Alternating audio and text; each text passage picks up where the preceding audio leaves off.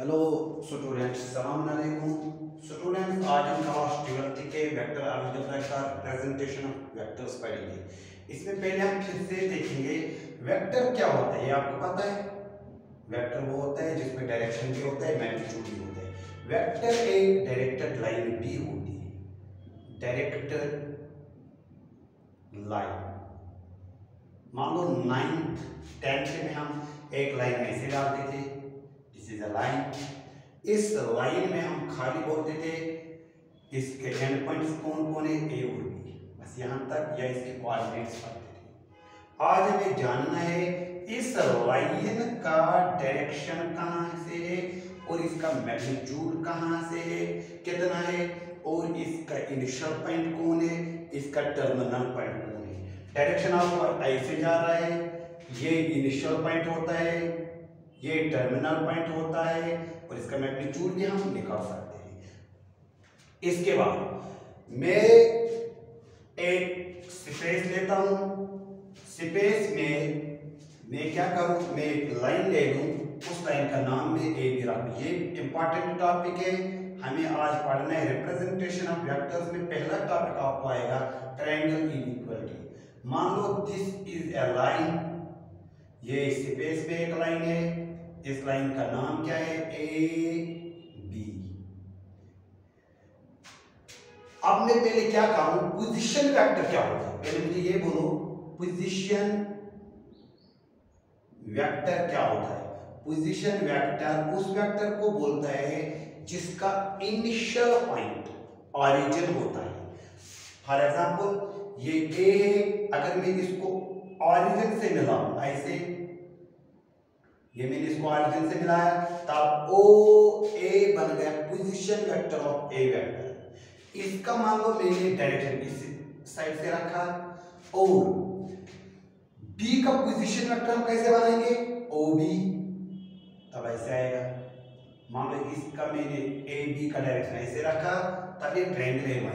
Triangle of inequality क्या बोलते हैं, अगर हमारे पास 3 साइडेड फिगर है, वेक्टर की बात कर रहा हूं, इसमें ओ ए की डायरेक्शन और ए बी की डायरेक्शन एक ही तरफ जा रहा है, तब तीसरे साइड का डायरेक्शन इसका अपोजिट आ रहा है, ऐसे आएगा।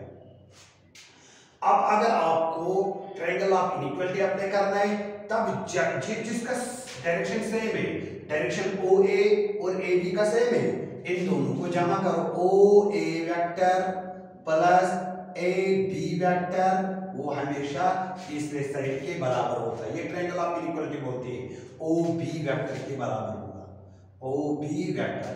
अब आप ए बी निकाल सकते हो, ए बी का मतलब ये लाइन निकालना, ए बी में निकालूं, ए बी इक्वल टू, मैं ओ ए को ट्रांसफर करूं, यहां क्या आएगा, O B vector minus O A vector. O B vector क्या होता है, position vector of B vector, O A vector क्या होता है, position vector of A vector. For example मैं आपको एग्जांपल देता हूं, इससे आपको समझ आएगा ट्रायंगल ऑफ इनइक्वालिटी क्या बोलती है। मान लो मेरे पास एक लाइन के एंड पॉइंट्स गिवन है, ध्यान से सुनना, वेरी इंपॉर्टेंट टॉपिक है, इसी से हमें आगे क्वेश्चन करना है। ये एक्स एक्सिस होता है, ये हम वाई एक्सिस मानते हैं, ये हम जेड एक्सिस मानते हैं। हाँ, आप इसको भी एक्स एक्सिस मान सकते हैं, इसको वाई एक्सिस, इसको जेड एक्सिस, वो मसला नहीं है। मान लो यहाँ एक पॉइंट है, इसका नाम ए के कोऑर्डिनेट से 2,3, ये दूसरा पॉइंट है, इसका नाम बी है, इसके कोऑर्डिनेट्स मान लो 4,6। मुझे ए बी वेक्टर निकालना है। हम दो तरीकों से निकाल सकते हैं, एक पोजीशन वेक्टर, इसका डिस्टेंस निकालना है। आप देख लेना क्या करेंगे, हम पहले ओ यहां मानेंगे, ओ के कोऑर्डिनेट्स होते हैं 0,0, दो ही कोऑर्डिनेट्स है, तब दो ही ले लूं। मैं पहले ओ ए ज्वाइन करूं, ओ ए का डायरेक्शन में ऐसे रखूं, ए बी का डायरेक्शन ऐसे, सेम, दो साइड का सेम डायरेक्शन है, और ये दो साइड एडजेसेंट है। अगर मैं इस वेक्टर को, जो ये ओ ए पोजीशन वेक्टर ऑफ ए, इसको मैं स्मॉल ए से डिनोट करूं। अगर मुझे ए वेक्टर निकालना है, मैं कैसे निकालूं, आप देख लेना। ओ ए वेक्टर को मैंने नाम रखा है ए वेक्टर, वो आप निकाल सकते हैं। एक्स एलिमेंट को एक्स एलिमेंट के साथ माइनस करना है, बीच में रखने साथ में रखने हैं आई, वाई एलिमेंट को वाई एलिमेंट के साथ माइनस करना है, साथ में रखने हैं जे। ऐसे 2 - 0 आई प्लस 3 - 0 जे। अब ये वेक्टर बनेगा क्या आएगा, 2 - 0 कितना होता है 2i प्लस 3j। ध्यान से सुनना, जब भी आपको पोजीशन वेक्टर किसी वेक्टर का निकालना है, सीधे आपको जो पहला एलिमेंट है इसके साथ i रखो, 2i plus 3j position vector of that vector बनता है। अगर मुझे बी वेक्टर का पोजीशन वेक्टर निकालना है, आप बोलेंगे सर आप इसके साथ ज्वाइन करो, कर सकते हैं, सीधे भी हम बोल सकते हैं 4i प्लस 6j इसका पोजीशन वेक्टर बनेगा। हाँ, अगर आपको निकालना है तब आप डिस्टेंस फार्मूला से भी निकाल सकते हो, OB का मैं नाम रखता हूं बी वेक्टर। बी वेक्टर किसके बराबर आएगा, सीधे 4 - 0 i 4 - 0 होता है 4 और i साथ रखूं प्लस 6 - 0 6j।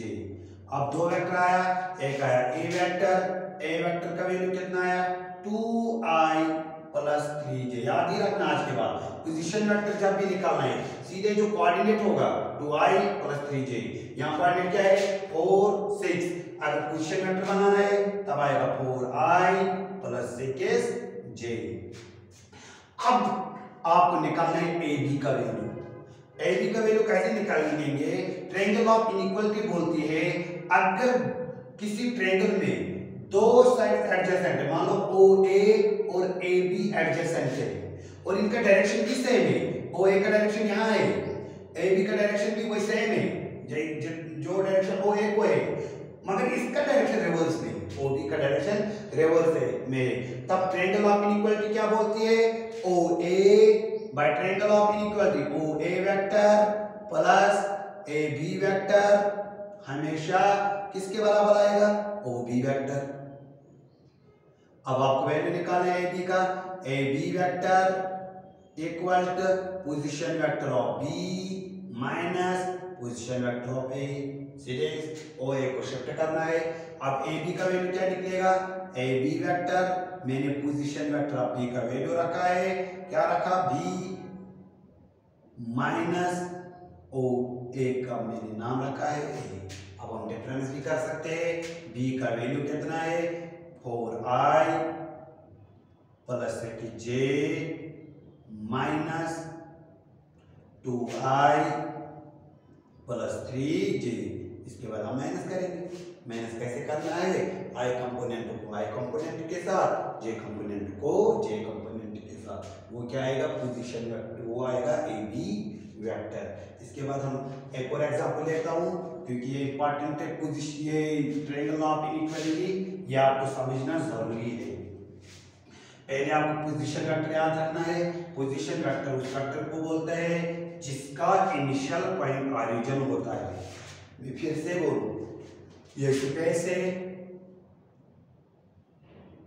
ये स्पेस है, स्पेस में आपको दो पॉइंट्स पता है, इस पॉइंट का नाम पहले का P रखो, दूसरे का Q रखो।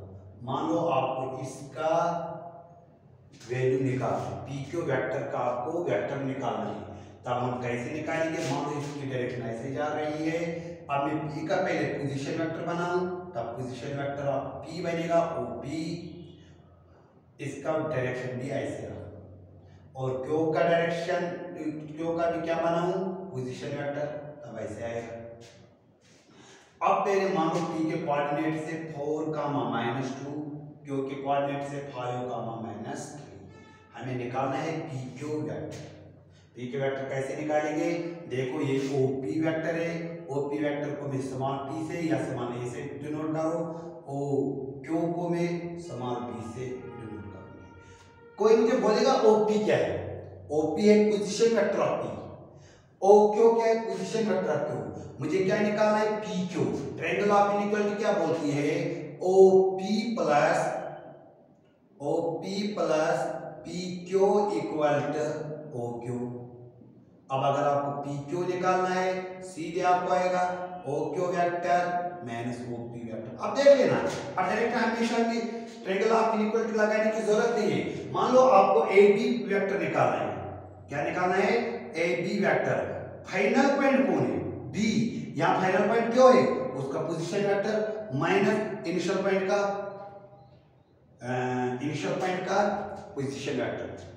ए बी, यहां फाइनल पॉइंट कौन है, टर्मिनल पॉइंट बी है, इसका position vector minus initial point कौन है, ए, उसका पोजीशन वेक्टर। ये याद ही रखना। अगर आपको सी डी वेक्टर आज के बाद निकालना है, सी डी वेक्टर आएगा बराबर position vector of D minus position vector of C. समझ आया। और याद रखना हमेशा जब भी आपको पी आर निकालना है, पी आर वेक्टर, तब क्या आएगा, position vector of R minus position vector of P, ऐसे निकालना। अब हम आगे जाएंगे। मैं थोड़ा सा एक क्वेश्चन आपको बोलूं, वो हम करेंगे, इसके बाद हम डिफिनेशन करेंगे। स्टूडेंट्स, पहले हमारे डिफिनेशन पहली है जीरो वेक्टर। ये आपको पता है, जीरो वेक्टर उस वेक्टर को बोलते हैं जिसका मैग्नीट्यूड जीरो होता है। ए vector is said to be a zero vector whose magnitude is zero। Unit vector क्या होता है, यूनिट वेक्टर होता है, ए vector is said to be a unit vector whose magnitude is 1, it is denoted by AK। अब देख लेना, हम किसी भी वेक्टर को यूनिट वेक्टर बना सकते हैं। कैसे, मान लो मेरे पास ए वेक्टर ए है equal to 3i minus 2j plus 5k, मान लो ऐसे। अब मुझे क्या करना है, मुझे इस वेक्टर को यूनिट वेक्टर बनाना है। कैसे बनाना है, पहले हमेशा मैग्नीट्यूड ऑफ ए वेक्टर निकालना होता है। मैग्नीट्यूड ऑफ ए वेक्टर क्या आएगा, मैग्नीट्यूड से पहले डायरेक्शन रेशो निकालना जरूरी है। डायरेक्शन रेशो कौन कौन है, डायरेक्शन रेशो हम डिनोट करते हैं ए बी सी से। ए का वैल्यू 3 है, बी का वैल्यू -2 है, सी का वैल्यू 5 है। अब अगर आपको मैग्नीट्यूड ऑफ ए वेक्टर निकालना है, वो बराबर होता है under root of direction ratio को स्क्वायर करना है, स्क्वायर के बाद जमा करना है। Under root of A square, A का वैल्यू 3 है, 3 स्क्वायर हो गया 9, -2 स्क्वायर हो गया 4, प्लस 5 स्क्वायर हो गया 25। अब 5 और 4 25 और 4 हो गया 29 और 9 कितना हो गया, ये मान लो 28 और 10 हो गया 38।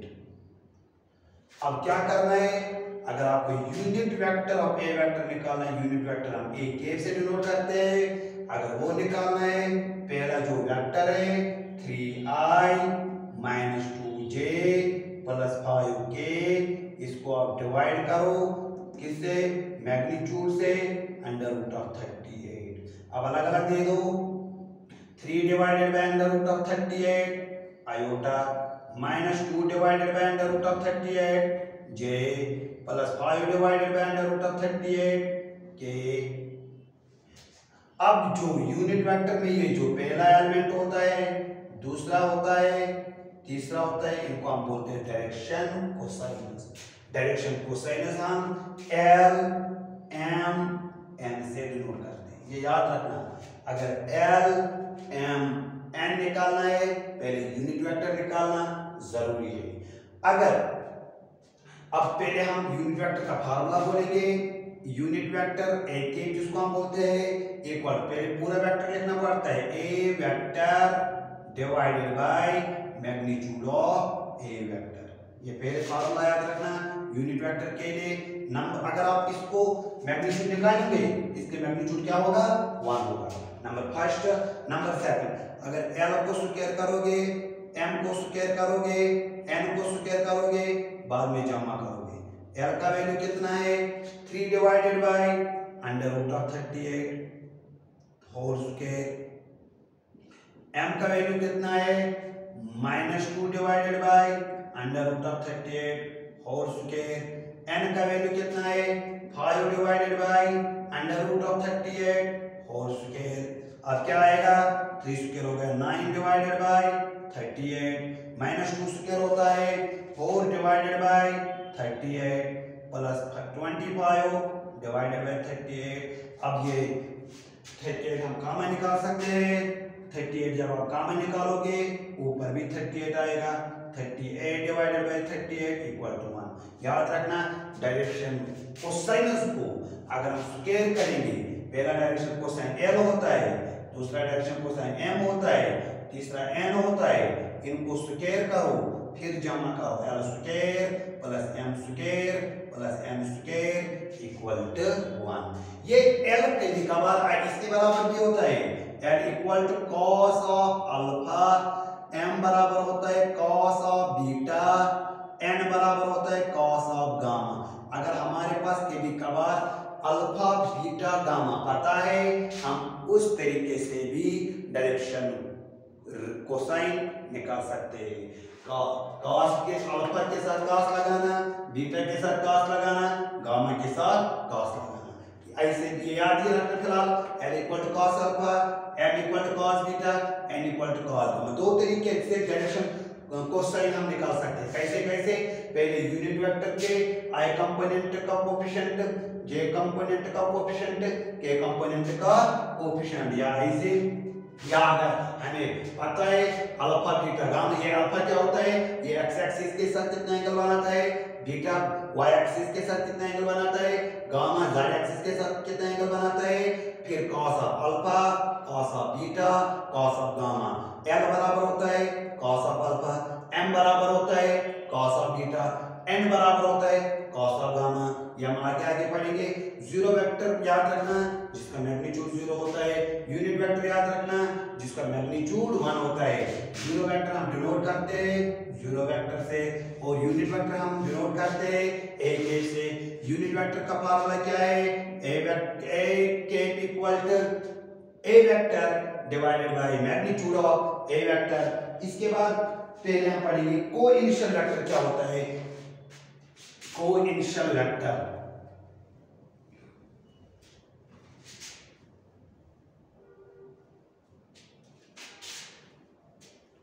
कोइनिशियल वेक्टर क्या होता है, यहां मैं ये लिखूं कोइनिशियल वेक्टर। कोइनिशियल वेक्टर्स उन वेक्टर्स को बोलते हैं जिनका इनिशियल पॉइंट सेम हो, जिनका इनिशियल पॉइंट सेम हो। मिसाल के तौर पर ये एक वेक्टर A है, ये दूसरा वेक्टर B है, इसे B वेक्टर, और A वेक्टर का भी ये पॉइंट और B वेक्टर का भी इनिशियल पॉइंट सेम है। A vectors is said to be a coinitial vectors whose initial point is same। ये याद रखना, इनिशियल पॉइंट अगर दो वेक्टर्स या दो से ज्यादा वेक्टर्स को सेम होगा तब हम बोलते हैं इनको कोइनिशियल वेक्टर्स। कोइनिशियल वेक्टर के बाद क्या होता है, कोलिनियर वेक्टर। कोलिनियर वेक्टर क्या होता है, कोलिनियर वेक्टर। कोलिनियर वेक्टर का दूसरा नाम हम बोलते हैं पैरेलल वेक्टर्स। पैरेलल वेक्टर्स या पैरेलल वेक्टर। आप देख लेना कोलिनियर क्या होता है, ये एक वेक्टर है, इसका नाम A मान लो, ये दूसरा वेक्टर है B। दो वेक्टर तभी कोलिनियर होते हैं जब वो आपस में पैरेलल होंगे। ये जरूर नहीं इनका डायरेक्शन सेम हो, इनका डायरेक्शन अपोजिट भी हो सकता है। ऐसे भी मान लो दिस इज A वेक्टर और this is B vector, direction इनका अपोजिट है। दो वेक्टर तभी कोलिनियर होते हैं जब उनका डायरेक्शन और मैग्नीट्यूड पर डिपेंड नहीं है, खाली पैरेलल होना चाहिए। मैं आपको एग्जांपल दे दूं कोलिनियर वेक्टर हमें कैसे पता चलेगा। आप देख लेना A vector equal to 2 iota plus 3j plus 5k, B vector equal to 4i plus 6j plus 10k। अगर आपको दो वेक्टर दिखाना है क्या ये कोलिनियर है या नहीं है, आप पहले वेक्टर का डायरेक्शन रेशो निकालो, दूसरे वेक्टर का डायरेक्शन रेशो निकालो। आप देख लेना मैं निकालूं पहले वेक्टर का डायरेक्शन रेशो 2 3 5 2 3 5। दूसरे वेक्टर का डायरेक्शन रेशियोज 4 6 10। इसको हम a1 से डिनोट करेंगे। Direction ratio a b c से करते हैं, मगर यहाँ दो वेक्टर आया तभी तो a1, इसके बाद b1, इसके बाद c1, ये हम a2 b2 c2 से डिनोट करेंगे। अब क्या करेंगे हम, अगर a1 को हम डिवाइड करेंगे a2 के साथ, क्या आएगा 2 डिवाइडेड बाई 4, 2 1 जा 2, 2 2 जा 4। b1 को डिवाइड करेंगे b2 के साथ, b का वैल्यू कितना है 3 डिवाइडेड बाई 6, 3 1 जा 3, 3 2 जा 6, 1/2। c1 को डिवाइड करेंगे c2 के साथ, 5 डिवाइडेड बाई 10, 5 1 जा 5, 5 2 जा 10, 1/2। दो वेक्टर तभी कोलिनियर होते हैं, दो वेक्टर तभी पैरेलल होते हैं जब a1 divided by a2 equal to b1 divided by b2 equal to c1 divided by c2 बराबर हो। मान लो किसी नंबर के बराबर हो, मान लो मैंने k रखा, k का वैल्यू यहाँ 1/2 है, तब हम वो बोलते हैं वो दो वेक्टर्स क्या है, कोलिनियर वेक्टर्स है या पैरेलल वेक्टर्स है। इसके बाद होता है नेगेटिव वेक्टर्स, क्या होते हैं ये भी पढ़ेंगे। इसके बाद हम कल से क्वेश्चन करना स्टार्ट करेंगे।